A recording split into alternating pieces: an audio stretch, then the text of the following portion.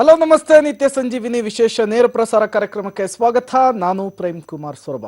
ವೀಕ್ಷಕರೇ, ಆರ್ಥರೈಟಿಸ್ ಅಥವಾ ಈ ಸಂಧಿವಾತ ಅನ್ನುವಂತಹ ಸಮಸ್ಯೆ ಇತ್ತೀಚಿನ ದಿನಗಳಲ್ಲಿ ಬಹಳ ದೊಡ್ಡ ಸಮಸ್ಯೆಯಾಗಿದೆ. ಮೊದಲೆಲ್ಲ 40 ವರ್ಷ ಮೇಲ್ಪಟ್ಟವರಲ್ಲಿ ಈ ರೀತಿಯ ಸಮಸ್ಯೆಗಳು ಕಾಣಿಸ್ಕೊಳ್ತಾ ಇತ್ತು. ಈಗ ಅದಕ್ಕೆ ವಯೋಮಿತಿನೇ ಇಲ್ಲ. ಎಲ್ಲರಲ್ಲೂ ಕೂಡ ಈ ರೀತಿಯ ಸಮಸ್ಯೆಗಳು, ಈ ರೀತಿಯ ಕಾಯಿಲೆಗಳು ಕಾಣಿಸ್ಕೊಳ್ತಾ ಇದೆ. ಒಂದು ವೇಳೆ ಈ ಕಾಯಿಲೆ ಬಂದ್ಬಿಟ್ರೆ ಮನುಷ್ಯನನ್ನ ಹಿಂಡಿ ಹಿಪ್ಪೆ ಮಾಡುತ್ತೆ. ಹಾಗಾದ್ರೆ ಈ ಸಂಧಿವಾತ ಅಂದ್ರೇನು, ಇದು ಬರಲಿಕ್ಕೆ ಕಾರಣ ಏನು, ಇದು ಬಂದ ಮೇಲೆ ಚಿಕಿತ್ಸೆ ಹೇಗಿರುತ್ತೆ ಅನ್ನೋದನ್ನ ತಿಳಿಸಿಕೊಡಲಿದ್ದಾರೆ. ಇವತ್ತು ನಮ್ಮ ಕಾರ್ಯಕ್ರಮದಲ್ಲಿದ್ದಾರೆ ಹೋಮಿಯೋಪತಿ ವೈದ್ಯರಾದ ಡಾಕ್ಟರ್ ವಿಂದು ಅವರು. ಬನ್ನಿ ಅವರನ್ನ ಕಾರ್ಯಕ್ರಮಕ್ಕೆ ವೆಲ್ಕಮ್ ಮಾಡ್ಕೊಳ್ಳೋಣ. ಮೇಡಮ್, ಕಾರ್ಯಕ್ರಮಕ್ಕೆ ಸ್ವಾಗತ. ನಮಸ್ಕಾರ. ನಾನು ಮೊದಲೇ ಹೇಳ್ತಾ ಇದ್ದೆ ಮೇಡಮ್, ಈ ಸಂಧಿವಾತ ಅನ್ನುವಂತಹ ಸಮಸ್ಯೆ ಇತ್ತೀಚಿನ ದಿನಗಳಲ್ಲಿ ಜ್ವಲಂತ ಸಮಸ್ಯೆ ಆಗಿದೆ. ಬಹಳಷ್ಟು ಜನರಲ್ಲಿ ಕಾಣಿಸ್ತಾ ಇದೆ. ಬಹಳಷ್ಟು ಜನರಿಗೆ ಪ್ರಶ್ನೆ ಇರುತ್ತೆ, ಸಂಧಿವಾತ ಅಂದ್ರೇನು, ಸಂಧಿವಾತದಲ್ಲಿರುವಂತಹ ವಿಧಗಳು ಯಾವುದು ಅಂತ. ನೀವು ಹೇಳ್ದಂಗೆ ಇತ್ತೀಚೆಗೆ ಸಂಧಿವಾತ ಅನ್ನೋದು ವಯಸ್ಸು ವ್ಯತ್ಯಾಸ ಇಲ್ಲದೇನೆ ಕಾಡ್ತಾ ಇರುವಂಥ ಸಮಸ್ಯೆ ಆಗಿದೆ. ಇವನ್ ಮಕ್ಕಳಲ್ಲಿ ಸಮೇತ ಕೂಡ ಇಂಥವು ಜಾಯಿಂಟ್ಸ್ ಪೇನ್ ಅನ್ನೋದು ನೋಡ್ತಾ ಇದ್ದೀವಿ. ಸೊ ಸಂಧಿವಾತ ಅನ್ನೋಕ್ಕಿಂತ ಮುಂಚೆ ನಮ್ಮ ಮೂಳೆ ರಚನೆ ಹೇಗಿದೆ ಅಂತ ಹೇಳ್ತೀನಿ. ಮೂಳೆ ಅನ್ನೋದು ಜಾಯಿಂಟ್ ಅಂದ್ರೆ ಏನು, ಎರಡು ಮೂಳೆ ಸೇರೋ ಜಾಗನ ಅಂತೀವಿ. ಸೊ ನಮಗೆ ಆ ಜಾಯಿಂಟ್ ಅಲ್ಲಿ ಯಾವುದೇ ತರ ತೊಂದರೆ ಇರಬಾರ್ದು ಅಂತಂದ್ರೆ ಅದರಲ್ಲಿ ಆಗ್ಬೇಕಾಗಿರೋಂಥ ಮೂವ್ಮೆಂಟ್ಸ್ ಅಲ್ಲಿ ಕೂಡ ಏನೇ ತೊಂದರೆಗಳಾಗಬಾರ್ದು. ಸೊ ಎರಡು ಮೂಳೆ ಸೇರೋ ಜಾಗದಲ್ಲಿ ಕಾರ್ಟಿಲೇಜ್ ಅಂತ ಒಂದು ಅಂಶ ಇರುತ್ತೆ. ಒಂಥರ ರಬ್ಬರ್ ಬ್ಯಾಂಡ್ ತರ ಅನ್ಕೋಬಹುದು, ಶಾಕ್ ಅಬ್ಸರ್ವರ್ ತರ ಇರಬಹುದು. ಸೊ ನಾವು ಏನೇ ಕೆಲಸ ಮಾಡ್ಬೇಕಂದ್ರೂ ಅದು ಪ್ರೆಷರ್ ಓರಿಯೆಂಟೆಡ್ ವರ್ಕ್ ಮಾಡಿದಾಗ ಈ ಕಾರ್ಟಿಲೇಜ್ ಬಂದ್ಬಿಟ್ಟು ನಮ್ಗೆ ಸಪೋರ್ಟ್ ಮಾಡ್ತಾ ಇರುತ್ತೆ. ಅದ್ರ ಜೊತೆಗೆ ಒಂದು ಎಣ್ಣೆ ಅಂಶ ಅಂತ ಇರುತ್ತೆ. ಸೊ ಸಂಧಿಗಳಲ್ಲಿ ಎಣ್ಣೆ ಅಂಶ ಇದ್ದಾಗ ನಮ್ಗೆ ಲೂಬ್ರಿಕೇಟಿಂಗ್ ಫ್ಯಾಕ್ಟರ್ ತರ ಪ್ರತಿಯೊಂದು ಮೂಮೆಂಟ್ಸ್ಗೆ ಈ ಲುಬ್ರಿಕೇಟಿಂಗ್ ಫ್ಯಾಕ್ಟರ್ ಅನ್ನೋದು ನಮಗೆ ಸಹಾಯವಾಗಿರ್ತಾ ಇರುತ್ತೆ. ಸೊ ನಮ್ಮ ನಡಿಬೇಕಂತಂದ್ರೆ ಬರೀ ಮೂಳೆ ಕಾರ್ಟಿಲೇಜ್ ಲುಬ್ರಿಕೇಟಿಂಗ್ ಫ್ಯಾಕ್ಟರ್ ಒಂದೇ ಅಲ್ಲ, ಅದ್ರ ಜೊತೆಗೆ ನಮಗೆ ಸಾಕಷ್ಟು ಕಂಡ್ರಗಳು ಕೂಡ ಅದೇ ರೀತಿನಲ್ಲಿ ಸಹಾಯ ಅನ್ನೋದು ಮಾಡ್ತಾ ಇರುತ್ತೆ. ಸೊ ಯಾವಾಗ ನಮಗೆ ಈ ಸಂಧಿಗಳಲ್ಲಿ ಸಮಸ್ಯೆ ಅನ್ನೋದು ಶುರು ಆಗ್ತಾ ಇರುತ್ತೆ ಅಂದ್ರೆ ಆರ್ತ್ರ, ಸೊ ಐಟಿಸ್ ಅಂತಂದ್ರೆ ಇನ್ಫ್ಲಮೇಷನ್. ಸೊ ಸಂಧಿಗಳಲ್ಲಿ ಕಂಡು ಬರುವಂತ ಒಂದು ಇನ್ಫ್ಲಮೇಟರಿ ಸೈನ್ಸ್ ಏನಂತ ಇರುತ್ತೆ, ಇದನ್ನ ನಾವು ಅಂದ್ರೆ ಆರ್ಥ್ರೈಟಿಸ್ ಅಂತ ಹೇಳ್ತೀವಿ. ಹಲವಾರು ಆರ್ಥ್ರೈಟಿಸ್ ಇದೆ, ಅದು ವಯಸ್ಸು ತಕ್ಕಂಗೂ ಇರುತ್ತೆ. ಹೀಗೆ ವೃದ್ಧಾಪ್ಯದಲ್ಲಿ ಕಂಡು ಬರುವಂತ ಆರ್ಥ್ರೈಟಿಸ್ನ ನಾವು ಆಸ್ಟಿಯೋ ಆರ್ಥ್ರೈಟಿಸ್ ಅಂತ ಹೇಳ್ತೀವಿ. ಮಹಿಳೆಯರಲ್ಲಿ ಸಾಮಾನ್ಯವಾಗಿ ಕೂಡ ನಾವು ರೋಮಟೈಡ್ ಆರ್ಥ್ರೈಟಿಸ್ ಅಂತಾನು ನೋಡಬಹುದು. ಪುರುಷರಲ್ಲಿ ಗೌಟಿ ಆರ್ಥ್ರೈಟಿಸ್, ಈ ರೀತಿ ಹಲವಾರು ವಿಧಗಳಂತ ಆರ್ಥ್ರೈಟಿಸ್ ಅನ್ನೋದು ನೋಡ್ತಾ ಇದ್ದೀವಿ. ಮುಖ್ಯವಾದಂತ ಕಾರಣ ಏನಂತಂದ್ರೆ ಆ ಸಂಧಿಗಳಲ್ಲಿ ಕಾರ್ಟಿಲೇಜ್ ಅನ್ನೋದು ಡ್ಯಾಮೇಜ್ ಆಗ್ತಾ ಇರುತ್ತೆ, ಇಲ್ಲ ಲೂಬ್ರಿಕೇಟಿಂಗ್ ಫ್ಯಾಕ್ಟರ್ ಕೊರತೆ ಅನ್ನೋದು ಇರಬಹುದು, ಕಂಡ್ರಗಳಲ್ಲಿ ವೀಕ್ನೆಸ್ ಇರಬಹುದು, ಇಲ್ಲ ಮೂಳೆದಲ್ಲಿ ವೈಟಮಿನ್ ಡಿ, ಕ್ಯಾಲ್ಸಿಯಂ ಡೆಫಿಷಿಯನ್ಸಿ ಇರಬಹುದು. ಈ ರೀತಿ ಕೆಲವೊಂದು ಕಾರಣಗಳಿಂದ, ಇಲ್ಲ ಕಾಯಿಲೆ ರೀತಿ ಇರಬಹುದು, ನಮ್ಮ ಜೀವನ ಶೈಲಿ ಅಂತ ಕಾರಣಗಳು ಇರಬಹುದು. ಏನಾಗ್ತಾ ಇದೆ ಅಂತಂದ್ರೆ ತುಂಬಾ ಅರ್ಲಿ ಏಜಸ್ ಅಲ್ಲಿ ಅಂದ್ರೆ ತುಂಬಾ ಬೇಗ ನಮಗೆ ಮೂಳೆ ಸವಿಯೋ ಅಂತ ಲಕ್ಷಣಗಳು ಇತ್ತೀಚೆಗೆ ತುಂಬಾ ಹೆಚ್ಚಾಗಿ ನೋಡ್ತಾ ಇದ್ದೀವಿ. ಆರ್ಥರೈಟಿಸ್ ಅನ್ನೋದ್ರ ಬಗ್ಗೆ ಹೇಳ್ತಾ ಇದ್ರಿ. ಬಹಳಷ್ಟು ಜನರಿಗೆ ಆ ಸಮಸ್ಯೆ ಇರುತ್ತೆ ಇತ್ತೀಚಿನ ದಿನಗಳಲ್ಲಿ, ಅದಕ್ಕೆ ವಯೋಮಿತಿ ಇಲ್ಲ ಅನ್ನೋದು ಕೂಡ ಹೇಳ್ತಾ ಇದ್ರಿ. ನನಗೆ ಈಗ ಆರ್ಥರೈಟಿಸ್ ಬಂದಿದೆ ಅನ್ನೋದನ್ನ ನಾನು ಹೇಗೆ ಖಚಿತಪಡಿಸ್ಕೊಳ್ಸ್ಬೇಕು ಅಂತ, ಅದರ ಲಕ್ಷಣಗಳೇನು ಅಂತ. ಮುಖ್ಯವಾದಂತ ಇನ್ಫ್ಲಮೇಟರಿ ಸೈನ್ಸ್ ಅಂತ ನಾವು ಹೇಳ್ಕೊಂಡಾಗ ಕಾಲಲ್ಲಿ ನೋವು ಬರೋದು, ಆಬ್ವಿಯಸ್ಲಿ ನಮ್ಗೆ ಡಾಕ್ಟರ್ ಹತ್ರ ಹೋಗ್ಬೇಕು, ಇಲ್ಲ ನಮ್ಗೆ ಏನಾದ್ರೂ ಸಮಸ್ಯೆ ಇದೆ ಅಂತ ನಾವು ಫಸ್ಟ್ ಗೊತ್ತಾಗ್ಬೇಕಂದ್ರೆ ನಮ್ಮ ದೇಹದಲ್ಲಿ ನೋವು ಅನ್ನೋಂಥದ್ದು ಕಾಣಿಸ್ಬೇಕು. ಅಂಥದ್ರಲ್ಲಿ ಆರ್ಥ್ರೈಟಿಸ್ ಅಲ್ಲಿ ನೋವು ಅನ್ನೋದು ಸರ್ವಸಾಧಾರಣ, ಅದು ನಿಮ್ಗೆ ಯಾವುದೇ ಆರ್ಥ್ರೈಟಿಸ್ ಆಗಿರಬಹುದು. ಸೊ ಅಂಥದ್ರಲ್ಲಿ ನೋವು ಜೊತೆಗೆ ಇನ್ ಕೇಸ್ ನಮ್ಗೆ ಜಾಯಿಂಟ್ಗಳಲ್ಲಿ ಅಂದ್ರೆ ಸಂಧಿಗಳಲ್ಲಿ ಊತ ಅನ್ನೋದು ಬರ್ತಾ ಇರುತ್ತೆ, ಮುಟ್ಟಿದ್ರೆ ತುಂಬಾ ಬಿಸಿಯಾಗಿ ಅನ್ಸೋದು, ಇಲ್ಲ ಅಂತಂದ್ರೆ ಕಲರ್ ಚೇಂಜ್ ಆಗೋದು, ಕೆಂಪಗಾಗಿ ಅನ್ಸೋದು, ನೀರಿನ ಅಂಶ ಅನ್ನೋದು ಸಂಧಿಗಳಲ್ಲಿ ತುಂಬಿಕೊಂಡು ಸ್ವೆಲ್ಲಿಂಗ್ ತುಂಬಾ ವಿಪರೀತವಾಗಿ ಕಾಣಿಸ್ ಬರ್ತಾ ಇರುತ್ತೆ. ಸೊ ಇಂಥ ಲಕ್ಷಣಗಳು ಅನ್ನೋದು ನಿಮ್ಗೆ ಏನಾದ್ರೂ ಕಾಣಿಸ್ಕೊಳ್ತಾ ಇದ್ದಾಗ ಡೆಫಿನೆಟ್ಲಿ ಆರ್ಥ್ರೈಟಿಸ್ ಅನ್ನೋಂಥ ಸಮಸ್ಯೆ ಶುರು ಆಗಿದೆ ಅಂತಾನೆ ಹೇಳ್ಕೋಬಹುದು. ಕೆಲವೊಬ್ರು ಇರ್ತಾರೆ, ಇಡೀ ದಿನ ಅವರು ಜಾಸ್ತಿ ಕೆಲಸ ಮಾಡಿರ್ತಾರೆ, ಸೊ ಅವ್ರ ಕಂಡ್ರಗಳು ಅನ್ನೋದು ತುಂಬಾ ವೀಕ್ ಆಗಿರುತ್ತೆ. ಸೊ ಅಪರೂಪಕ್ಕೆ ಬರೋಂಥ ನೋವ್ನ ನಾವು ಮಸಲ್ ಸ್ಟ್ರೈನ್ ಅಂತ ಹೇಳ್ಕೋಬಹುದು, ಸಂಧಿವಾತ ಅಂತಲ್ಲ. ಇಂಥ ನೋವುಗಳೆಲ್ಲ ಏನಾಗ್ತಾ ಇರುತ್ತೆ ಅಂದ್ರೆ ಒಂದ್ ದಿವಸ ರೆಸ್ಟ್ ಮಾಡಿದಾಗ ತಾನಾಗೆ ಕಡಿಮೆ ಆಗುತ್ತೆ. ಬಟ್ ಯಾರಲ್ಲಿ ಸಂಧಿವಾತ ಲಕ್ಷಣಗಳು ಶುರು ಆಗಿದೆ ಅಂತ ಹೇಳ್ಕೋಬಹುದು ಅಂತಂದ್ರೆ ತುಂಬಾ ಹೊತ್ತು ನಿಂತ್ಕೊಂಡಾಗ ಅವ್ರಿಗೆ ಸಂಧಿಗಳಲ್ಲಿ ನೋವು ಬರಬಹುದು, ಕೂತ್ಕೊಂಡಾಗ, ಕೂತು ಎದ್ದೇಳೋವಾಗ, ಇಲ್ಲ ನಡಿಲೋವಾಗ, ಈ ರೀತಿ ಜಾಯಿಂಟ್ಗೆ ಸಂಬಂಧಪಟ್ಟ ಕೆಲಸಗಳು ಮಾಡೋವಾಗ ಕಾನ್ಸ್ಟೆಂಟ್ ಆಗಿ ಅವ್ರಿಗೆ ಪೇನ್ ಬರ್ತಾ ಇದೆ. ಸಹಜವಾಗಿ ಇಂಥ ನೋವುಗಳೇನಾದ್ರೂ ಬರ್ತಾ ಇದ್ದಾಗ್ಲೇನೆ ಜನ ಏನ್ ಮಾಡ್ತಾರೆ ಅಂತಂದ್ರೆ ಓಕೆ ಇದು ಜಾಸ್ತಿ ಕೆಲಸ ಮಾಡಿದೀವಿ ಅದರಿಂದ ಬರಬಹುದು ಅಂತ ಹೇಳಿ ನೆಗ್ಲೆಕ್ಟ್ ಮಾಡ್ತಾ ಇರ್ತಾರೆ. ಬಟ್ ಕಾಣುವಂತ ಲಕ್ಷಣಗಳನ್ನ ಖಂಡಿತವಾಗ್ಲೂ ನೆಗ್ಲೆಕ್ಟ್ ಮಾಡಬೇಡಿ. ಅದು ಯಾರಿಗ್ ಗೊತ್ತು, ಅದು ಸಂಧಿವಾತ ಲಕ್ಷಣಗಳು ಕೂಡ ಇರಬಹುದು. ಅಂಥದ್ರಲ್ಲಿ ನೀವು ನಮ್ಮ ಹೋಮಿಯೋಪತಿ ಯಾವ್ದಾದ್ರು ಹತ್ರದಲ್ಲಿರುವಂತ ಶಾಖೆಗೆ ಭೇಟಿ ಆದಾಗ ನಿಮ್ಗಿರುವಂತ ಲಕ್ಷಣಗಳನ್ನ ನೀವು ಕಂಪ್ಲೀಟ್ ಆಗಿ ಎಕ್ಸ್ಪ್ಲೇನ್ ಮಾಡಿದಾಗ ನಿಮ್ಗೆ ಏನ್ ಸಮಸ್ಯೆ ಇದೆ ಅಂತ ಡಾಕ್ಟರ್ ಖಂಡಿತವಾಗ್ಲೂ ಎಕ್ಸ್ಪ್ಲೇನ್ ಮಾಡ್ತಾರೆ. ಅವಶ್ಯಕತೆ ಇದ್ರೆ ಮಾತ್ರ ಏನಾದ್ರೂ ಪರೀಕ್ಷೆ ಅಡ್ವೈಸ್ ಮಾಡಬಹುದು, ಇಲ್ಲ ಡೈರೆಕ್ಟ್ ಆಗಿ ನೀವು ಟ್ರೀಟ್ಮೆಂಟ್ ಕೂಡ ಪಡ್ಕೊಂಡು ನಿಮ್ಮ ಸಂಧಿವಾತ ಕೂಡ ಸಾಲ್ವ್ ಮಾಡ್ಕೋಬಹುದು. ಪ್ರಿವೆನ್ಷನ್ ಬೆಟರ್ ದನ್ ಕ್ಯೂರ್ ಅನ್ನುವಂಥ ಹೌದು, ಮಾತಿದೆ. exactly. ಅಂದ್ರೆ ಚಿಕಿತ್ಸೆ ನನಗೆ ಆ ರೋಗ ಬರೋದಕ್ಕಿಂತ ಮೊದಲೇನೆ ಎಚ್ಚರಿಕೆ ತೆಗೆದುಕೊಳ್ಬೇಕು ಅಂತ. ಈ ಸಂಧಿವಾತದ ಸಮಸ್ಯೆಗೂ ಕೂಡ ಬಹಳಷ್ಟು ಜನರು ಯೋಚನೆ ಮಾಡ್ತಾ ಇರ್ತಾರೆ, ಈ ರೀತಿ ಬರೋದಕ್ಕೆ ಕಾರಣ ಏನು, ಆ ಕಾರಣವನ್ನು ತಡೆಗಟ್ಟಿದ್ರೆ ಈ ರೀತಿಯ ಸಮಸ್ಯೆಗಳು ಉಲ್ಬಣ ಆಗಲ್ವಾ ಅನ್ನುವಂಥದ್ದು. ಹಾಗಾದ್ರೆ ಏನೆಲ್ಲ ಕಾರಣಗಳಿದೆ ಮೇಡಮ್ ಈ ಸಮಸ್ಯೆ ಬರೋದಕ್ಕೆ? ಅಫ್ಕೋರ್ಸ್ ಪ್ರತಿಯೊಂದು ಕಾಯಿಲೆಗಳು ಕೂಡ ಈಗಿನ ಕಾಲದಲ್ಲಿ ನಾವು ತುಂಬಾ ಕಾರಣಗಳು ನೋಡ್ತಾ ಇದ್ದೀವಿ. ಪ್ರಮುಖವಾಗಿ ಈಗ ಇಂಥ ಸಂಧಿವಾತ ಬಂದಾಗ ವೃದ್ಧಾಪ್ಯದಲ್ಲಿ ಮಾತ್ರ ಕಂಡು ಬರುತ್ತೆ, ನಮಗೆ ಯಾಕೆ ಬಂದಿದೆ ಅಂತ ಪ್ರಶ್ನೆಗೂ ಕೂಡ ಸಾಕಷ್ಟು ಜನಕ್ಕೆ ಕಾಡ್ಬೋದು. ಬಟ್ ಈಗಿನ ಕಾಲದಲ್ಲಿ ನಾವು ಲೀಡ್ ಆಗ್ತಾ ಇರೋವಂಥ ಜೀವನ ಶೈಲಿ ಏನಂತೂ ಕಾರಣ ಇದೆಯಲ್ಲ, ಎಲ್ಲ ಕಾಯಿಲೆಗಳಿಗೂ ಅಂದ್ರೆ ಬರೀ ಸಂಧಿವಾತ ಅಂತಾನೆ ಅಲ್ಲ, ಥೈರಾಯ್ಡ್ ಇರಬಹುದು, ಡಯಾಬಿಟೀಸ್ ಇರಬಹುದು, ಒಬೆಸಿಟಿ ಇರಬಹುದು, ಈ ರೀತಿ ಹಲವಾರು ಕಾಯಿಲೆಗಳು ಕೂಡ ನಮ್ಮ ಜೀವನ ಶೈಲಿ ಅಂತಾನೆ ಹೇಳ್ಕೋಬಹುದು. ಈಗ ನಾನು ಹೇಳ್ದೆ ಆಲ್ರೆಡಿ, ಮಕ್ಳಿಗೂ ಕೂಡ ಈ ಒಂದು ಆರ್ಥ್ರೈಟಿಸ್ ಅನ್ನುವಂಥ ಸಮಸ್ಯೆ ಕಾಡಬಹುದು. ಅಂದ್ರೆ ಜುವಿನೈಲ್ ಆರ್ಥ್ರೈಟಿಸ್ ಅಂತ ಹೇಳ್ತೀವಿ. ಈಗ ಬೆಳೆಯುವಂತ ಮಕ್ಕಳು ತುಂಬಾ ಫುಡ್ ಸ್ಟೈಲ್ ಅಲ್ಲಿ ಕೂಡ ತುಂಬಾ ವ್ಯತ್ಯಾಸ ಆಗಿದೆ. ತಿಂತಾ ಇರುವಂತ ಆಹಾರ ಅನ್ನೋದು ತುಂಬಾ ಜಂಕ್ ಫುಡ್ ಇರಬಹುದು, ಅಂದ್ರೆ ಆಚೆಗಡೆ ಊಟ ಜಾಸ್ತಿ ಮಾಡ್ತಾ ಇರ್ತಾರೆ. ಮನೆಯಲ್ಲಿ ತರಕಾರಿಗಳಾಗಿರ್ಬೋದು, ಇಲ್ಲ ಕ್ಯಾಲ್ಸಿಯಂಗೆ ಸಂಬಂಧಪಟ್ಟ ಸೊಪ್ಪುಗಳು, ಇಲ್ಲ ಅಂತಂದ್ರೆ ಹಾಲಿನ ಪ್ರಾಡಕ್ಟ್ಸ್ಗಳು, ಈ ರೀತಿ ಕೊರತೆಯಿಂದ ಏನಾಗುತ್ತೆ ಅಂದ್ರೆ ಕ್ರಮೇಣವಾಗಿ ಬೆಳೆಯೋ ಮಕ್ಕಳಲ್ಲಿ ಕ್ಯಾಲ್ಸಿಯಂ ಡೆಫಿಷಿಯನ್ಸಿ ಅನ್ನೋದು ಶುರು ಆಗ್ತಾ ಇರುತ್ತೆ. ಸ್ವಲ್ಪ ಏನಾದ್ರೂ ಕೆಲಸ ಮಾಡಿದಾಗ ಅವರಲ್ಲಿ ಮೂಳೆಗಳು ನೋವು ಬರೋದು. ಸಾಮಾನ್ಯವಾಗಿ ತಂದೆ ತಾಯಿಗಳು ಮಕ್ಕಳಲ್ಲಿ ನೋವು ಸಹಜನೇ ಅಂತ ಹೇಳಿ ಬಿಡ್ತಾ ಇರ್ತಾರೆ. ಬಟ್ ಖಂಡಿತವಾಗ್ಲೂ ಅಂತ ನೋವುಗಳು ಕಾನ್ಸ್ಟೆಂಟ್ ಆಗಿ ಅವ್ರಿಗೆ ಕಾಡ್ತಾ ಇದ್ರೆ ಬಿಡಕ್ಕೆ ಹೋಗ್ಬೇಡಿ. ಇನ್ನು ಕೆಲವೊಬ್ರು ಮಕ್ಕಳು ಏನಂತಂದ್ರೆ ಆಹಾರ ಕ್ರಮದ ವ್ಯತ್ಯಾಸದಿಂದಾನೇ ಮೇನ್ಲಿ ಒಬೇಸಿಟಿ ಅನ್ನೋಂಥ ಅತಿ ತೂಕ ಬೊಜ್ಜು ಸಮಸ್ಯೆ ಅನ್ನೋದು ಮಕ್ಕಳಲ್ಲಿ ಕಾಡ್ತಾ ಇರುತ್ತೆ. ಸೊ ಅವರಲ್ಲಿ ಇರುವಂತ ಮೂಳೆಗಿರುವಂತ ಶಕ್ತಿ ನಾರ್ಮಲ್ ವೇಟ್ ಮಾತ್ರನೇ ತಡಿಬಹುದು. ಬಟ್ ಇಂಥ ಒಬೇಸಿಟಿ ಸಮಸ್ಯೆ ಬಂದಾಗ ಏನಾಗುತ್ತೆ ಅಂತಂದ್ರೆ ಮೂಳೆಗಳ ಸವಿತ, ಅಂದ್ರೆ ತುಂಬಾ ಬೇಗ ಮೂಳೆ ಅನ್ನೋದು ಸೌದೋಗ್ಬಿಟ್ಟು ನಮಗೆ ಅರ್ಲಿ ಆಸ್ಟಿಯೋ ಆರ್ಥ್ರೈಟಿಸ್ ಕಂಡೀಷನ್ಸ್ ಕೂಡ ಬರಬಹುದು. ಸೊ ನಾ ಆಲ್ರೆಡಿ ಹೇಳ್ತಾ ಇದ್ವಿ, 60 ವಯಸ್ಸು 70 ವಯಸ್ಸಲ್ಲಿ ಬರುವಂತ ಆರ್ಥ್ರೈಟಿಸ್ ಅನ್ನೋದು ಸರ್ವಸಾಧಾರಣ, ಅದನ್ನು ಆಸ್ಟಿಯೋ ಆರ್ಥ್ರೈಟಿಸ್ ಅಂತ ಹೇಳ್ಕೋಬಹುದು.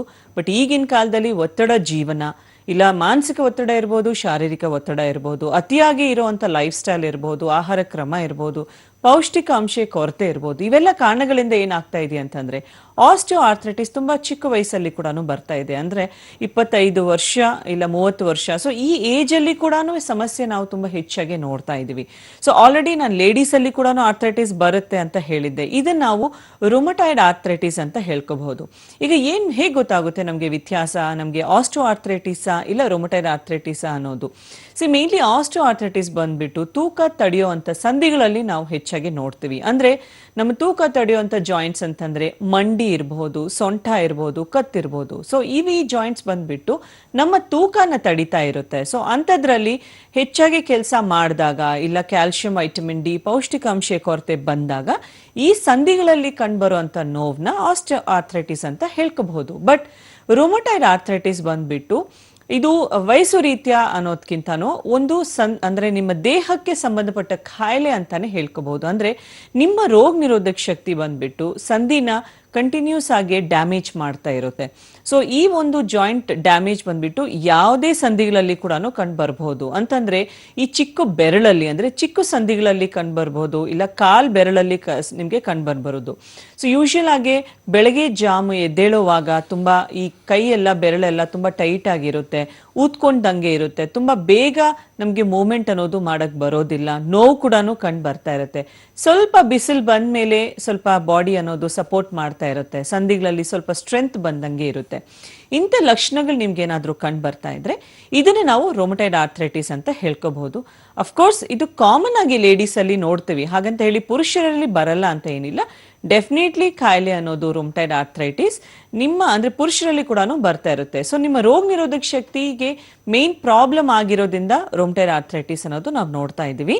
ಅದರ ಜೊತೆಗೆ ಪುರುಷರಲ್ಲಿ ತುಂಬಾ ಸರ್ವಸಾಧಾರಣವಾಗಿ ನೋಡುವಂತ ಆರ್ಥ್ರೈಟಿಸ್ ಗೌಟಿ ಆರ್ಥ್ರೈಟಿಸ್, ಅಂದ್ರೆ ನಿಮ್ಗೆ ಇರುವಂತ ಅಭ್ಯಾಸಗಳು.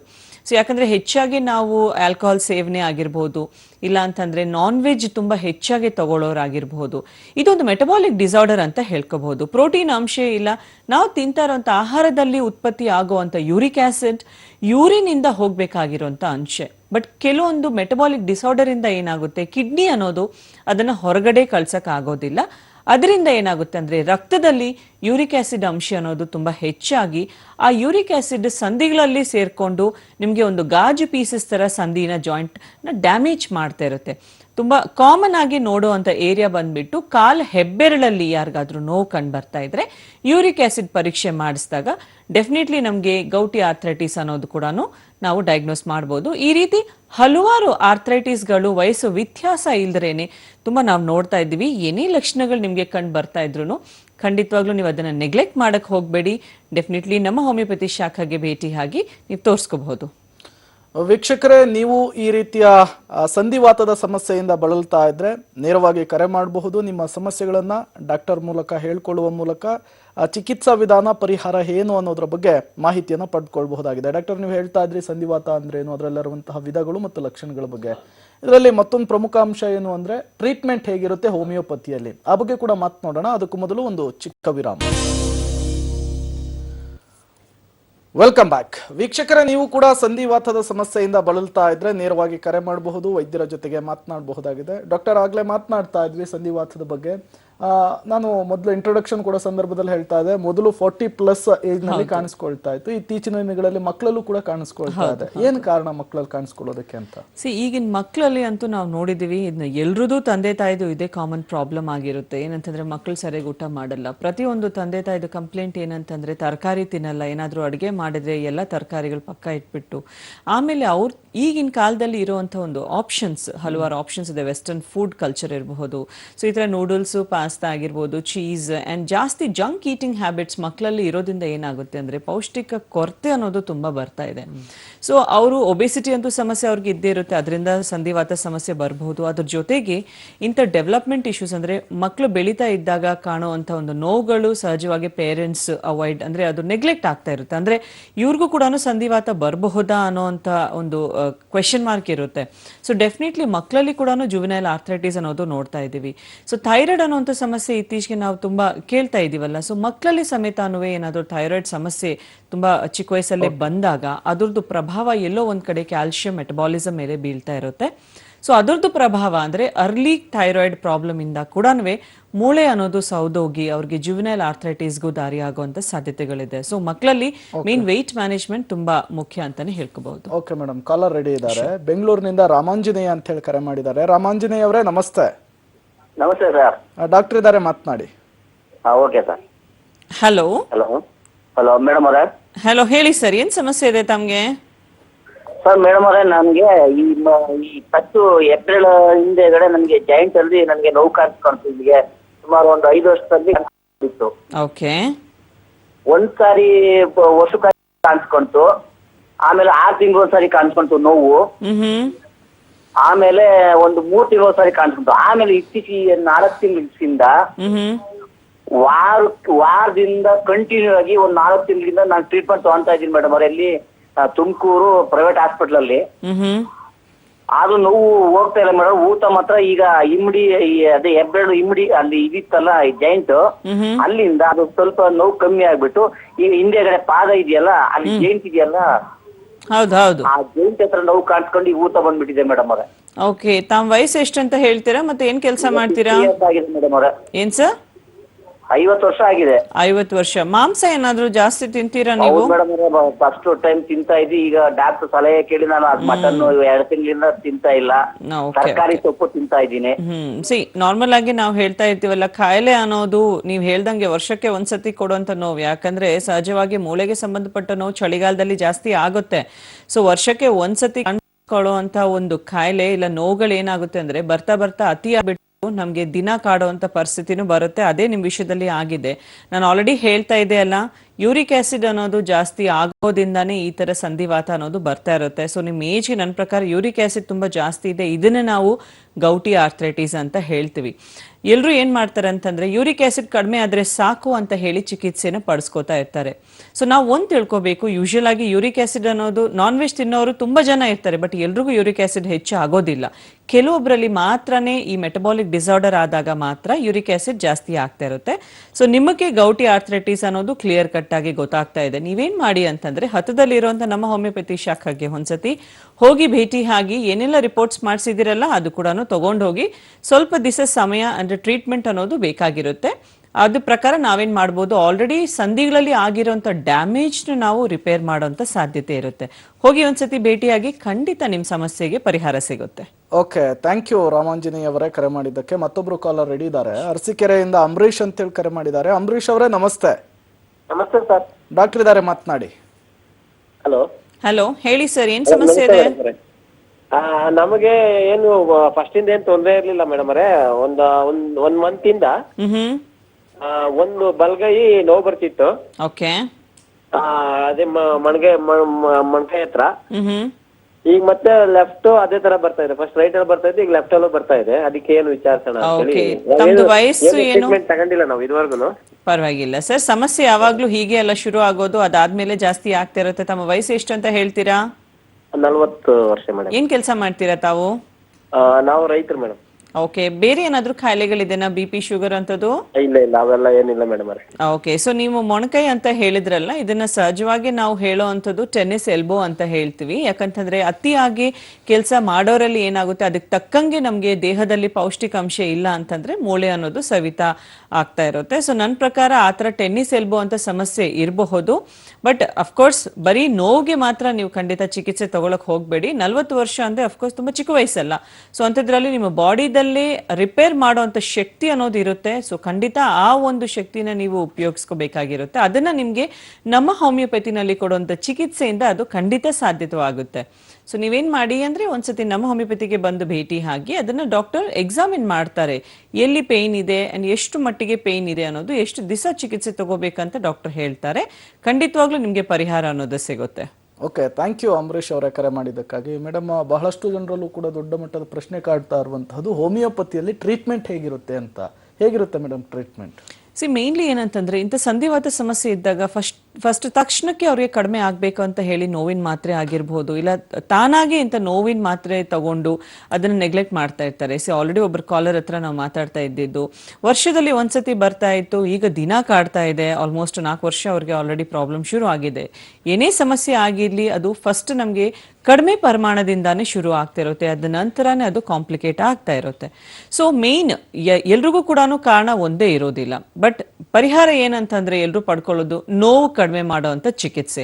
ಅಂದ್ರೆ ನೋವಿನ ಮಾತ್ರೆ ತಗೊಂಡ್ರೆ ನನ್ ಕಡಿಮೆ ಆಗಿದೆ ಅಂತ ಅನ್ಕೋತಾ ಇರ್ತಾರೆ. ಬಟ್ ಒಳಗಡೆ ಯಾವ ಕಾರಣದಿಂದ ಅವ್ರಿಗೆ ಸಂಧಿವಾತ ಅನ್ನೋದು ಬಂದಿರುತ್ತೆ, ಆ ಸಂಧಿವಾತ ಅವ್ರಿಗೆ ಇನ್ನು ಜಾಸ್ತಿ ಆಗಿ ಕಾಂಪ್ಲಿಕೇಟ್ ಆಗ್ತಾ ಇರುತ್ತೆ. ಟೋಟಲ್ ಆಗಿ ಅಂದ್ರೆ ಮಲ್ಕೊಂಡು ಅವ್ರಿಗೆ ಈವನ್ ನಡಿಲಿಕ್ಕೆ ಆಗಲ್ಲ ಅನ್ನೋ ಪರಿಸ್ಥಿತಿಗೂ ಕೂಡ ಕೆಲವೊಂದು ಕಾಯಿಲೆಗಳು ಕರ್ಕೊಂಡು ಬರ್ತಾ ಇರುತ್ತೆ. For example rheumatoid arthritis.